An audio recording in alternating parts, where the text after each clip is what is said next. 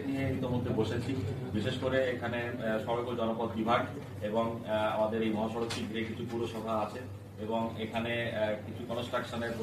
রোডসের কিছু লোকজন সহ সকল প্রকার স্টেক হোল্ডারদেরকে নিয়ে ইতিমধ্যে কথাবার্তা বলেছি এবং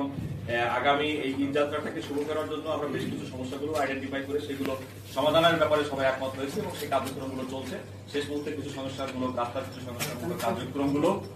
চলছে এবং সেগুলো সময়ও নির্ধারণ করে দেওয়া হয়েছে। তো আমরা আশাবাদী যে আমরা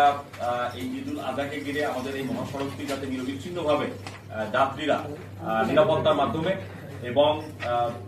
একটি সুস্থ সুন্দর আইন শৃঙ্খলা ব্যবস্থার মাধ্যমে যাতে পার হতে পারে ধর্মমুখী মানুষ, এ ব্যাপারে আমরা সর্বোচ্চ অগ্রাধিকার দিয়ে আমরা কার্যক্রম করবো এবং আমরা আশা করছি যে আগামী 2রা জুন থেকে আমাদের টাঙ্গাইল জেলা পুলিশের টিমটা ডিপ্লয়েড হয়ে যাবে এবং আমরা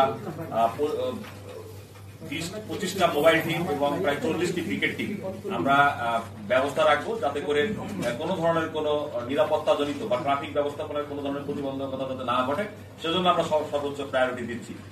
আমরা সর্বোচ্চ চেষ্টা করব যাতে এই মহাসড়কে কোনো ধরনের চুরি ডাকাতি দস্যুতার ঘটনা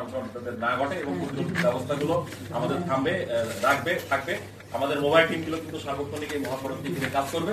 আমরা আশা করব অবশ্যই কোনো ঘটনা ঘটবে না, তারপরও যদি কোনো ধরনের কোনো অপরাধমূলক কার্যক্রম